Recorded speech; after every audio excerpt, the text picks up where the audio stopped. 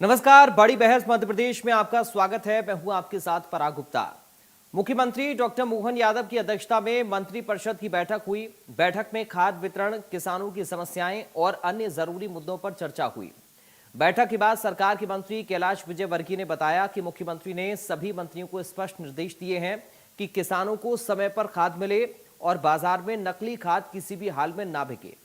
प्रशासन को निगरानी के सख्त निर्देश दिए गए हैं ताकि कोई भी व्यापारी या एजेंसी कालाबाजारी में लिप्त ना हो। वहीं मंत्री विजयवर्गीय ने आगे कहा कि सरकार किसानों के साथ खड़ी है और फसल की सुरक्षा के लिए सभी जरूरी कदम उठाए जा रहे हैं। उन्होंने कहा कि जरूरत पड़ने पर खाद के भंडारण, आपूर्ति और वितरण की विशेष समीक्षा की जाएगी। उधर कांग्रेस ने खाद संकट को लेकर सरकार को कटघरे में खड़ा किया। प्रदेश कांग्रेस मीडिया विभाग के अध्यक्ष डॉक्टर मुकेश नायक ने प्रेस वार्ता में कहा कि अति वर्षा से जहां खेतों में पानी भर गया है तो वहीं किसानों को यूरिया नहीं मिल पा रहा है। किसान रात भर लाइन में खड़े हुए हैं और कालाबाजारी चरम पर है। उन्होंने कहा कि सरकार किसानों को भगवान भरोसे छोड़ चुकी है। ना तो फसल बीमा की राशि उन्हें मिल रही है और ना ही प्रशासन सर्वे करने पहुंच रहा है। उन्होंने दावा किया कि सीहोर जिले में एक किसान बेल की जगह खुद हल चला रहा है क्योंकि सरकारी मदद का कोई नामो निशान नहीं है। एक तरफ जहां सरकार खाद वितरण को लेकर सख्त कदम उठाने की बात कर रही है तो वहीं विपक्ष इसे दिखावा करार दे रहा है। फिलहाल बारिश और खाद की किल्लत ने राज्य के किसानों की चिंता जरूर बढ़ा दी है। इसी मुद्दे पर करेंगे चर्चा, लेकिन उससे पहले ये बयान सुनिए। माननीय मुख्यमंत्री जी ने कैबिनेट में उर्वरक की लिए सभी माननीय मंत्रियों को निर्देश दिए हैं कि अपने अपने प्रभार के जिलों में अब चूंकि बोनी तो हो गई है और बोनी में भी ऐसी कोई किसानों को परेशानी बिल्कुल नहीं आई। उनको समय पर खाद उर्वरक मिलता रहा और अभी भी अब वापस दूसरी बार लगेगा तो सभी माननीय मंत्रीगण इस बात का विशेष ध्यान रखें कि किसानों को समय पर खाद मिले, ब्लैक नहीं हो और बाज़ार के अंदर नकली खाद नहीं आए, इसको विशेष ध्यान दें। इस संबंध में प्रशासन को भी निर्देश दिए माननीय मुख्यमंत्री जी ने और किसान को कहीं पर भी कोई असुविधा नहीं होना चाहिए, इस बात के लिए माननीय मुख्यमंत्री जी ने कैबिनेट में निर्देश दिए। किसानों की फसल को भारी नुकसान पहुंचा है। अतिवृष्टि के कारण जो फसलों को नुकसान हुआ है, लगभग 100% फसलें तबाह हो गई हैं। मध्य प्रदेश के भी जो बुंदेलखंड अंचल है उसमें छतरपुर जिले में तो तिल्ली की पूरी फसल जो है खत्म हो गई है, नष्ट हो गई है। आज तक मध्य प्रदेश शासन का कोई भी सर्वे करने वाला अधिकारी नहीं पहुंचा है। क्षतिपूर्ति के आकलन की कोई मंशा सरकार की दिखती नहीं है। किसान वैसे ही कर्ज में डूबा हुआ है। प्रति हेक्टेयर उत्पादन लागत 1.5 गुना बढ़ गई है। फर्टिलाइजर नहीं मिल रहा है, डीएपी यूरिया नहीं मिल रहा है, उसकी कालाबाजारी हो रही है। पेस्टिसाइड बहुत महंगा हो गया है, एग्रीकल्चर इक्विपमेंट्स महंगे हो गए हैं। इस तरह से उत्पादन लागत लगभग 1.5 गुना बढ़ गई है किसान की। और ऐसे विपत्त काल में जब किसान की 100% फसल नष्ट होगी तो सरकार को चिंतित होना चाहिए। कम से कम सर्वे कराकर मुआवजे की प्रक्रिया को शुरू करना चाहिए। तो कैबिनेट बैठक में मध्य प्रदेश में डेटा सेंटर विकसित करने की योजना पर विचार हुआ है। मुख्यमंत्री डॉक्टर मोहन यादव ने विदेश दौरे पर डेटा सेंटर का निरीक्षण किया। मध्य प्रदेश में विश्वसनीय डेटा सेंटर विकसित करने की योजना बनाई जा रही है। इसके अलावा डेटा एक्सचेंज और विकास से जुड़े सिस्टम में शोधकर्ता और नीति निर्माता शामिल होंगे। ये प्रयास मध्य प्रदेश को डेटा सक्षम और सुरक्षित राज्य बनाएगा। कैबिनेट में एमपी पावर जनरेटिंग कंपनी के प्लांट के अपग्रेडेशन को मंजूरी भी दी गई। गांधी सागर जल विद्युत गृह के अपग्रेडेशन पर 464 करोड़ रुपए खर्च किए जाएंगे। 40 साल पुराने प्लांट के आधुनिकीकरण पर सरकार का 30% हिस्सा, बाकी राशि लोन से जुटाया जाएगा और मेट्रो किराए में बदलाव को लेकर कोई निर्णय नहीं लिया गया है। तो ये कैबिनेट के फैसले हैं। उज्जैन और ग्वालियर व्यापार मेले में ऑटोमोबाइल सेक्टर को 50% की छूट का अनुमोदन किया गया है। विक्रम विश्वविद्यालय का नाम भी बदलेगा। सावन महाकाल की सवारी में रिकॉर्ड संख्या में श्रद्धालु की उपस्थिति दर्ज की गई है। तो ये तमाम जो फैसले हैं वो कैबिनेट की बैठक में लिए गए हैं। और इस वक्त हमारे साथ दो खास मेहमान जुड़ गए हैं। सीधा आपका परिचय करा दें, रितेश त्रिपाठी कांग्रेस से प्रवक्ता इस वक्त हमारे साथ हैं। रितेश जी आपका स्वागत है। बीजेपी से प्रवक्ता आशीष तिवारी इस वक्त हमारे साथ हैं। आशीष जी आपका स्वागत है। शुरुआत सबसे पहले रितेश जी मैं आपके साथ ही कर रहा हूं। जिस तरीके के ये फैसले हुए या फिर किसानों को लेकर जो खाद को लेकर परेशानी होती थी उसको लेकर जो फैसला हुआ है या फिर जो कदम उठाया जा रहा है, जो कोशिश की जा रही है, कैसे देख रहे हैं इस पूरे मसले को और इस पूरी कैबिनेट की बैठक और इन फैसलों को? आप पहला रिएक्शन सर आपका रितेश जी। वायदों की सरकार है। अगर आप मध्य प्रदेश में किसानों की दुर्दशा देखें तो निरंतर सरकार के आंकड़ों में खेती का रकबा बढ़ता जा रहा है, परंतु दूसरी तरफ मध्य प्रदेश पलायन की दृष्टि से 6वें राज्य से बढ़कर 4थे राज्य की श्रेणी में आ गया है। बिहार उत्तर प्रदेश के बाद लगभग मध्य प्रदेश उस कंडीशन है जहाँ पे सबसे अधिक पलायन होता है। आत्महत्या का विषय भी आप देख लीजिए। आज आप देखिए मुख्यमंत्री को यदि किसानों के बारे में थोड़ी सी भी चिंता होती तो स्पेन और दूसरे देशों के दौरे से बाहर निकलकर वो मध्य प्रदेश किसानों के लिए खाद के संकट के संबंध में उच्च स्तरीय बैठक करते हैं या धरातल पर अपने अधिकारियों को काम करने के लिए प्रेरित करते या उनको कोई निर्णायक स्तर पर पहुंचते। परंतु आज अभी मैं स्टेटमेंट सुन रहा था, कैलाश विजयवर्गीय जी बोल रहे थे कि सारे प्रभार के मंत्रियों को अपने अपने जिले में बात करनी चाहिए, जाना चाहिए। जिस जिले से मैं आता हूं सतना, वहां के प्रभारी मंत्री ही कैलाश विजयवर्गीय जी हैं और गाहे बगाहे 4-6 महीने में एक इक्का दुक्का भटक पड़ते हैं कैलाश विजयवर्गीय। बाकी इस जिले से कोई उनका लेना देना नहीं है।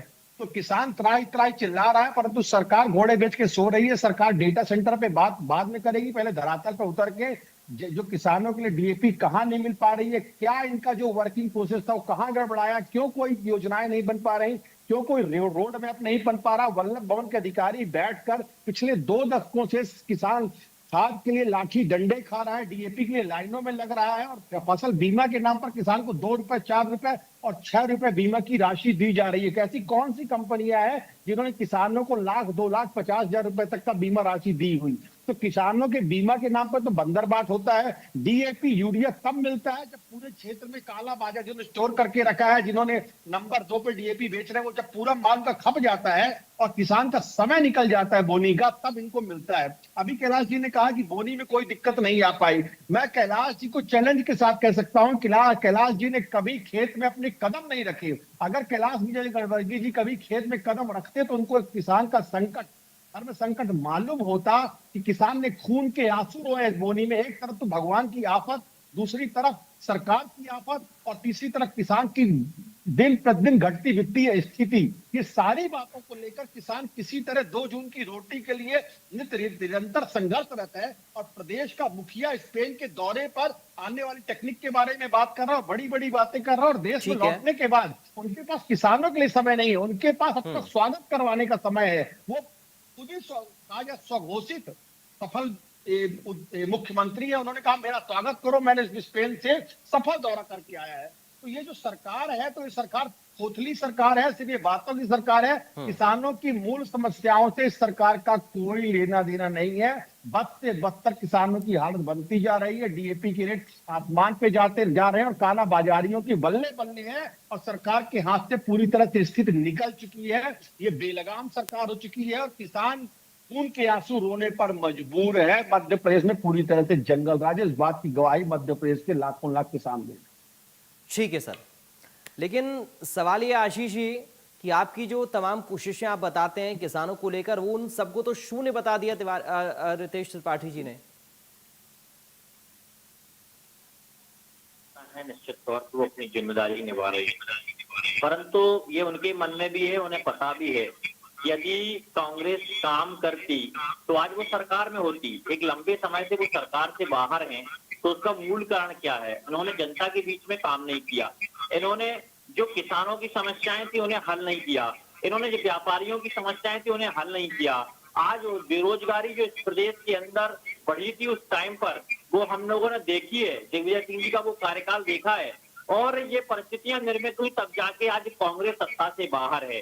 तो निश्चित तौर पर जो अभी त्रिपाठी जी बोल रहे थे, वो कांग्रेस के प्रवक्ता की हैसियत से अपना दायित्व निभा रहे थे, परंतु वास्तविक स्थिति ये है कि मध्य प्रदेश के अंदर हमारे किसानों के नेता के रूप में जाने जाने वाले आदरणीय शिवराज जी मुख्यमंत्री थे। मुख्यमंत्री होते हुए उन्होंने लगातार किसानों के लिए काम किया। जिस दिन से आदरणीय मोहन यादव जी को जिम्मेदारी मिली और वह मुख्यमंत्री के रूप में विराजमान हुए, उन्होंने लगातार किसानों की चिंता की। आप कोई भी योजना को उठाकर देखिए, किसान भाइयों को सीधे लाभ मिलता है। किसान भाइयों को योजना का लाभ देने के लिए सब्सिडी मिलती है। आज किसानों का जीवन स्तर सुधरा है। परंतु हाँ, ये बात सत्य है, कई बार प्राकृतिक आपदा आती है। प्राकृतिक आपदा के दौरान बहुत से किसान भाइयों का नुकसान हो जाता है।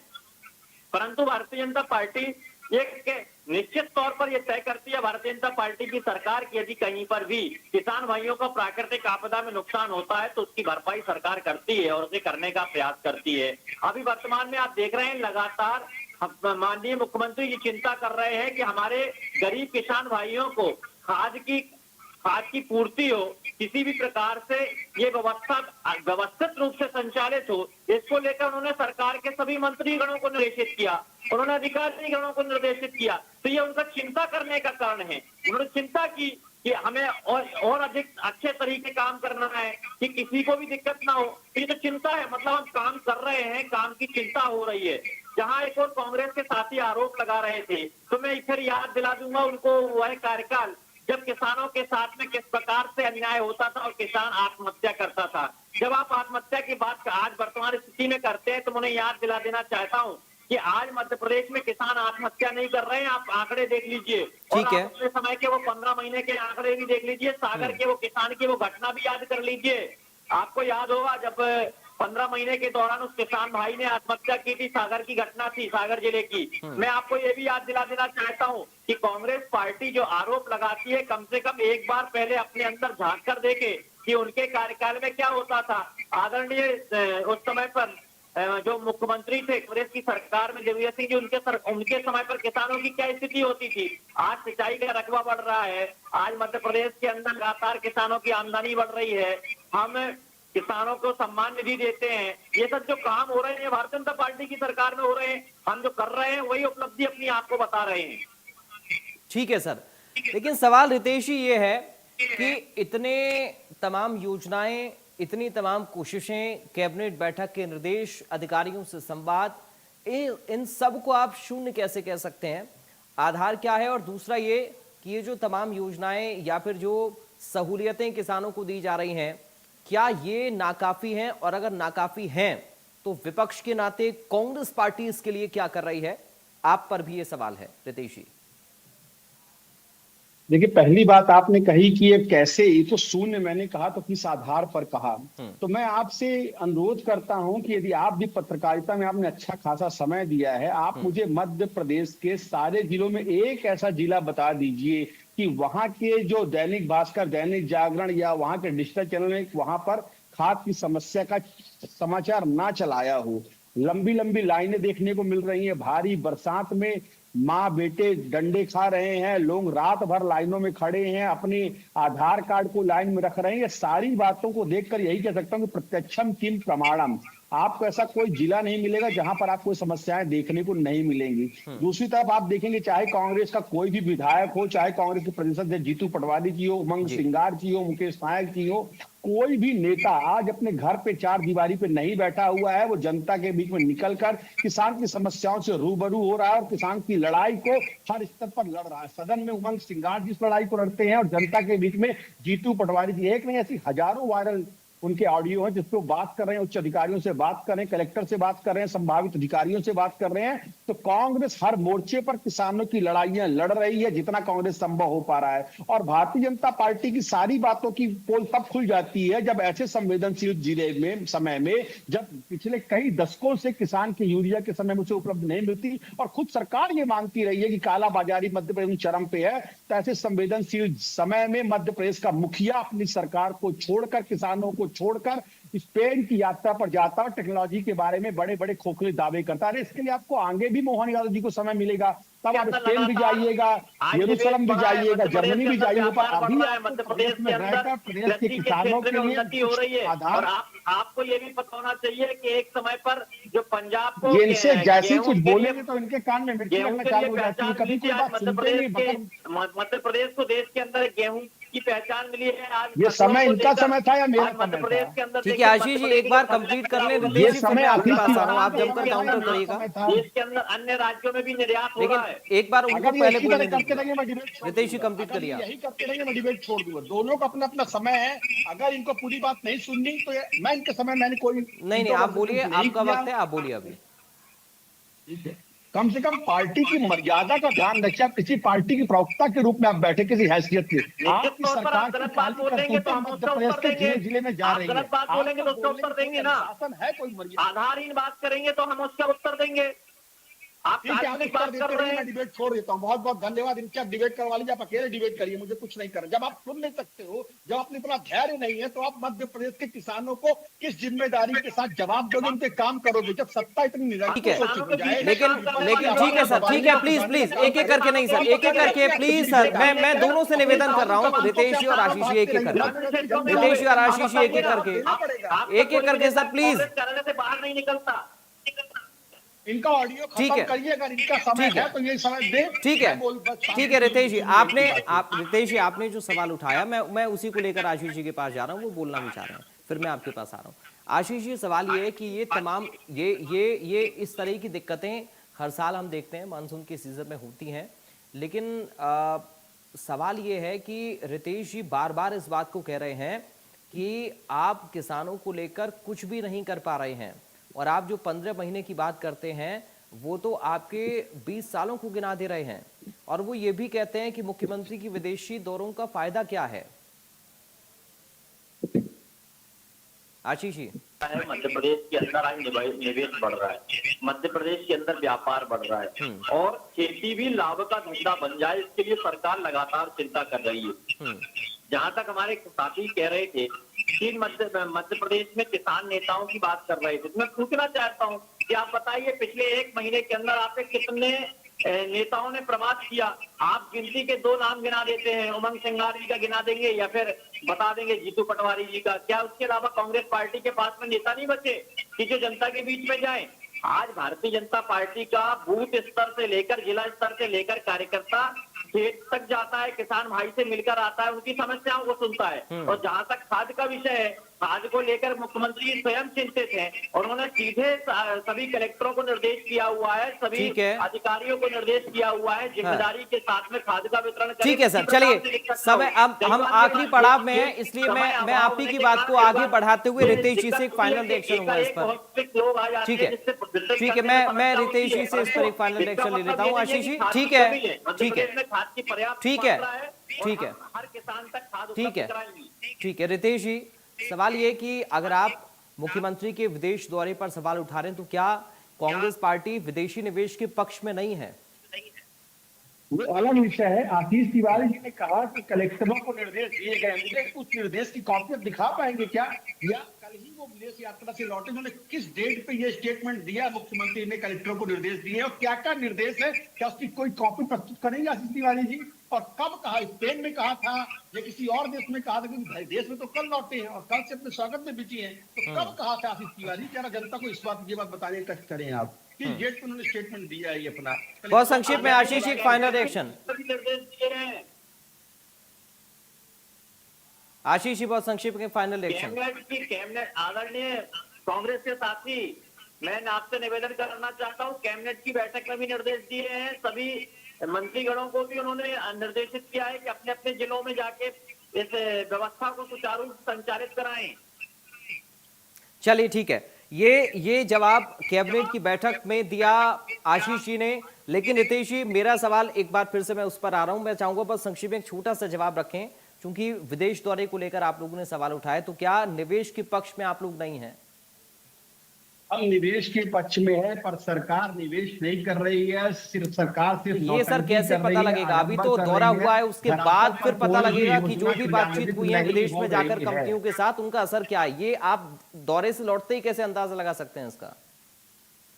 सारी चीजों का जी, इससे मुझे मेरे दिमाग में सवाल आया, मेजर जनरल ब्रजेश कुमार, क्या हम यहाँ पर इस इस जाहिर सी बात है ये बेस्ट अटैक हेलीकॉप्टर के रूप में माना जाता है, हमको स्ट्रेटेजिक एक बढ़त देगा। चलिए, एक बहुत डेप्थ शुक्रिया देगा। आप दोनों का, रितेश जी और आशीष जी, तमाम जानकारी और इस पूरी बातचीत के लिए, हमारे साथ इस चर्चा का हिस्सा बनने के लिए। और हम उम्मीद ये करेंगे कि जिस तरह किसानों की समस्या को विपक्ष उजागर कर रहा है, उसी तरह से उन समस्याओं को देखकर अगर हैं वो समस्याएं तो समाधान भी हो, और ये एक बैलेंस भी होना चाहिए कि विपक्ष अगर समस्याएं उठा रहा है तो सत्ता पक्ष उनका समाधान करे, और अगर कहीं पर समस्याएं नजर आती हैं तो विपक्ष उठाए भी उन समस्याओं को। किसानों की समस्याएं, उनका समाधान ये प्राथमिकता के तौर पर होना चाहिए। हालांकि दावा सरकार का ये है कि किसानों की समस्याओं को लेकर इनिशिएटिव लिया जा रहा है, और विपक्ष भी अपनी जगह अपना